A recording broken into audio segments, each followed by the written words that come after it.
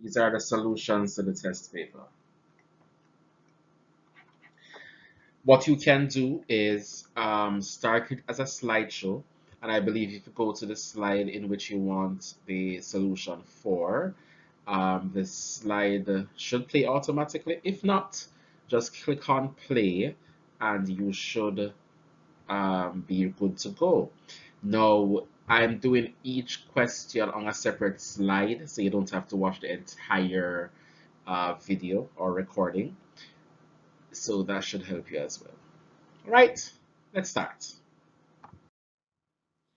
Right, so this question is asking us to find a number of different ways in which the 10 letters of the word shopkeeper can be arranged so that all three E's are together. So this is the restriction. So let us go ahead and put the three E's together. So those E's are out, leaving me with 1, 2, 3, 4, 5, 6, 7 spaces. So 1, 2, 3, 4, 5, 6, 7. I'm going to treat this as one letter. So I have 1, 2, 3, 4, 5, 6, 7, 8 letters that can be arranged in 8 factorial ways. But within the 8 letters, I have a P that repeats. So I have to divide by 2 factorial for the repeats. I am not dividing by 3 factorial because I'm treating this as one letter.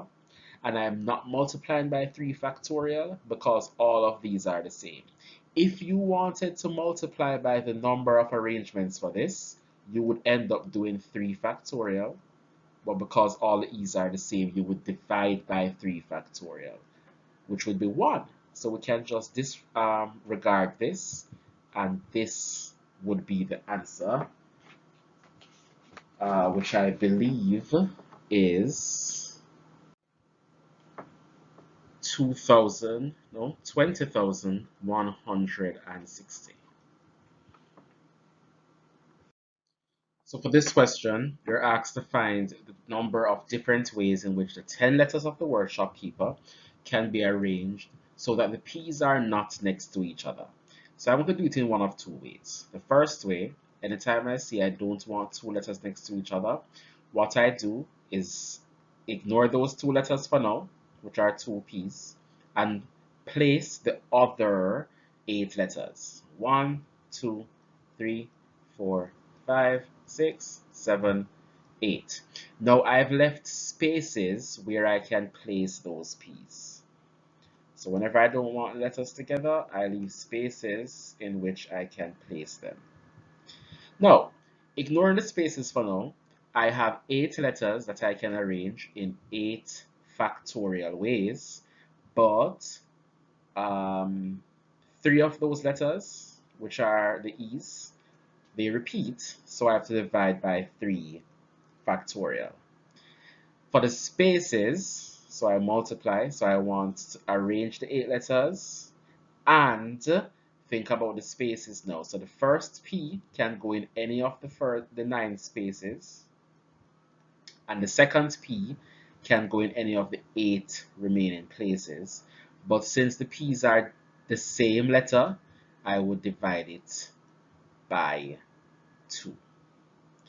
And that works out to, let me just get my calculator, 8 factorial divided by 3 factorial, and then times that by 9 times 8 divided by 2, and I get 241,920. Another way I can look at it, which is what I saw most of you, or quite a few of you did, is to ignore the restriction for now. What if there was no restriction? Then I would say just arrange the 10 letters in 10 factorial ways and divide by the repeats. There are 3 E's, so 3 factorial, and there are also 2 P's. So that would be the number of ways I can arrange all 10 letters if there were no restriction. But I don't want the P's next to each other. So I subtract the case where the P's are next to each other. Now, how does that work? If I put the P's next to each other, I now call that one letter. and I have 8 letters remaining. So 1, 2, 3, 4, 5, 6, 7, 8. This is one letter. So I have 9 letters altogether, which I can arrange in 9 factorial ways. But within that 9 letter, there are 3 E's. So I would divide by 3 factorial. I don't have to worry about rearranging this because they are the same. So if I try to rearrange this, it will be 2 factorial divided by the repeats, 2 factorial, which is 1. So this is the number of ways I can arrange the 10 letters if the P's were next to each other. That's the case I don't want. So that's the one I'm going to subtract here. And if you work that out, you would get the same answer of 241,920. So this one says find the probability. Let me put a ring around that, or a rectangle, that a randomly chosen arrangement of the 10 letters of the word shopkeeper has an E at the beginning and an E at the end. So if I want a probability, I need to find the number of ways the number of ways the event can happen over the total number of ways of arranging the letters and divide them because I asked for a probability. So if I want an E at the beginning and the end, let me place them at the beginning and the end. I would therefore have 8 letters between those E's. 1, 2, 3, 4, 5, 6, 7, 8. These are the same, so I don't have to worry about how many ways can I swap them around. So I can just focus on the 8 letters in the middle. How many ways can I arrange these 8 letters? Well, that can happen in 8 factorial ways, but remember there are 2 P's in those 8 letters, so we divide by 2 factorials. So that is the number of ways I can get, I can arrange the 10 letters if it starts with E and ends with E. Now I need to divide that by the total number of ways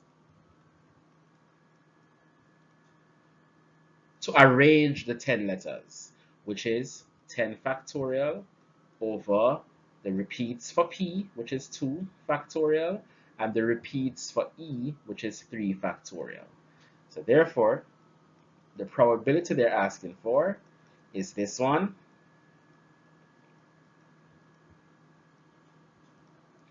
divided by the answer to this one.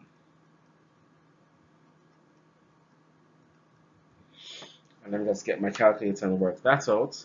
So 8 factorial divided by 2 factorial gives me 20,160, and 10 factorial divided by 2 factorial times 3 factorial gives me 302,400, and I just divide those, and you should get 1 upon 15, or 0.067 or 0.667, whichever way you want to write it. But it's a probability. A lot of you just gave me the numerator, which is incomplete. You need to divide by the total number of ways. Okay, be careful with that. Part D. 4 letters are selected from 10 words of the word shopkeeper. Find the number of different selections if the 4 letters include exactly 1 P.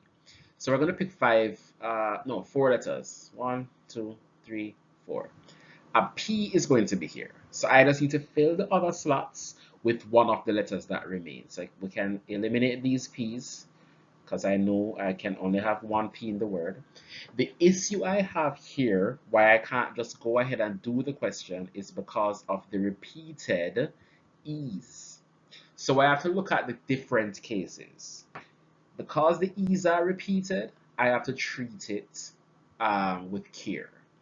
If I have 3 E's in the letter that I come up with, like P, there's only one way of that happening. If I place the P, the E, the E, the E, That's one way. No, another way we can get 4 letters with a P included is if I have two E's as well. So two E's. Well, if these are already placed, I only need to fill one slot. So I have how many letters to choose from? S, H, O, K, and R. So I have 5 letters to choose from. So I'm going to take 5 and I'm going to use 5C1 because the order does not matter. I just want to get one of the letters there. So I can fill this slot in 5C1 ways, which is 5 ways. Now, what if the 4-letter word that I come up with has one E instead? Well, I will need to fill 2 slots, and I can do that in 5 because I'm filling it with these two of these 5 letters. So I will do it in 5C2 ways, and that gives 10. And finally, what if the word I come up with have no E's? So it still has a P, no E's though. I can fill these slots with 3 of the 5 letters. So I would do 5C3, which is 10. So either this can happen, or either the first case can happen, or this, or this, or this. So since it's or, I add them all up and I get 26 ways. So whenever you're being asked for the number of different selections you can have from a list, if there are repeats, you have to look at the different cases where all the repeats are used and some of the repeats are used, and then add them all up, or add all those possibilities together. So that's how you should have approached that question. Now, for question 2, we have Mr. and Mrs. Ahmed with their 2 children and Mr. and Mrs. Baker with their 3 children, and they're visiting an activity center together. They will divide into groups for some of the activities. Part A is asking how many ways can the 9 people be divided in a group of 6 and a group of 3. So we're going to go ahead and make the group of 6 first. If I'm going to make a group of 6 from 9, the order does not matter. I just want to get 6 people in a group. So I would do 9C6. Quite a few of you got that. Now if I've made a group of 6, I don't have 9 people left to choose from. I'm going to make a group of 3 from the 3 that remains. So you should have done 3C3, which is 1. So you could really just disregard that. But it's 9C6. So the group of 6 is made. I have 3 people left. So they're automatically in a group. So it's 3C3 and not 9C3. So the answer there would be 84. Quite a few of you messed up by putting 9C3 here. I hope you now understand why it cannot be 9C3. All right? Now this question was interesting. So the question says, they are selecting 5 of the 9 people at random. They want us to find the probability that this group of 5 people contain all 3 of the Baker children. So since we want a probability, in my numerator, I want of the 5, 3 Baker children over picking 5 people. Just picking any 5 people. I'm not sure where I put an E there, people. No, let us start with the bottom because that's easy. I have 9 people. I want to choose 5 of them. So it's 9C5 since order does not matter. So that's my denominator. 9C5, which is 126. It's the numerator that was getting some of you. I want 3 of these 5 people to be the Baker children. Now let me remind you, You have Mr. and Mrs. Baker and their 2 children, and Mr. and Mrs. Ahmed with their 3 children. So this is 4 people. This is 5 people. I'm saying we are assuming these people are in it already. Find the probability that this group of 5 contain all 3 of these people. So they are already in the 5. So how many more do I need to choose? I need 2 more to make the group of 5. Who am I choosing from? 1, 2, 3, 4, 5, 6. So the number of ways to choose 5 people where 3 of them are already selected, these people are in it already, it would be 6, choose 2 for the numerator. Say it's 6C2, which is 15. And then once you divide that, that's your probability, 15 over 126 or 5 over 42. Right? So again, just to reiterate why this is 6C2, I'm assuming all 3 children from the Baker family are selected. Right, so I think I have these mixed up. This is Ahmed, this is Baker. So all 3 from the Baker family are selected, leaving me to select 2 from the 6 people that remain. All right, so that's the answer there. All right, so by now, the idea, guys, is for you to become experts. As soon as you read the question, you should almost know the strategy. All 9 people are standing in a line. Find a number of different arrangements in which Mr. Ahmed and Mr. Baker are not standing next to each other. Anytime you have a question talking about not standing next to each other, take these people out and put the other 7 people down. 1, 2, 3, 4, 5, 6, 7. How many ways can I arrange those 7 people? In 7 factorial ways. Now, if I don't want these together, I have spaces for them to go in. They can go in that space, or that space, or that space. I think you're getting the idea. So we have 1, 2, 3, 4, 5, 6, 7, 8 spaces. So Mr. Ahmed can hold one of the 8 spaces. And if he's standing here, Mr. Ahmed is standing here, Mr. Baker have to hold one of the other 7 spaces. And that is your answer. We are not dividing by 2 like we did in one of the questions from number 1, one of the parts from number 1. In the part from number 1, we had to divide by 2 because the p's were the same. We are not dividing by 2 here because Mr. Ahmed and Mr. Baker are 2 different people. So it's not a repeat. So that is my answer. So the answer is 7 factorial times 8 times 7.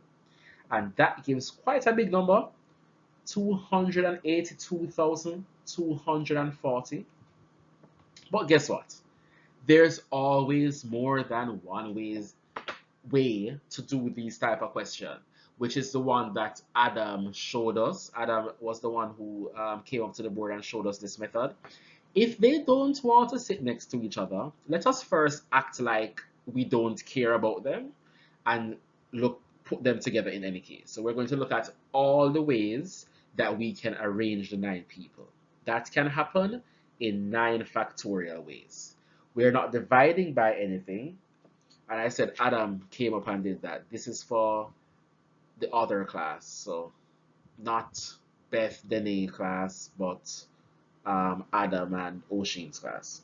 So this way, ignoring them being together or ignoring their request of not standing next to each other, I would just arrange the 9 people in 9 factorial ways and subtract the case where they are together. Now, let us look at how we can figure out how many ways can I have Ahmed and Baker together. Let's put them next to each other. And we're going to call them one place. And then the other 8 people, 1, 2, 3, 4, 5, 6, 7, 8. 1, 2, 3, 4, 5, 6, 7, 8. Right. Well, it would have 8 people, it would be 7 people, right? So the other 7 people are standing here. So in total, we now have 8 spaces in the line because this is one space, then 2, 3, 4, 5, 6, 7, 8. So this arrangement can happen in 8 factorial ways, but these two can switch in 2 factorial ways. No division here because they are not the same. So I would subtract from 9 factorial 8 factorial times 2 factorial, which is the number of ways we can have the 9 people where Ahmed and Baker are standing next to each other. That's the case I don't want, so I subtract it from all the possible ways they can stand in a line, and that would give you the same answer of 282, 240.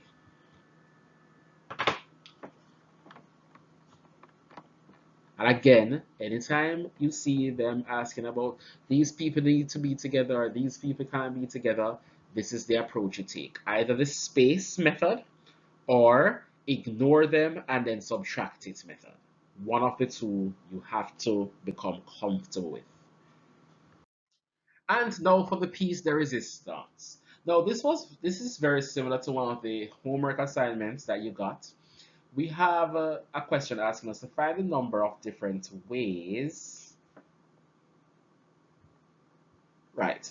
Find the number of different arrangements in which there is exactly one person between Mr. Ahmed and Mr. Baker. So here what?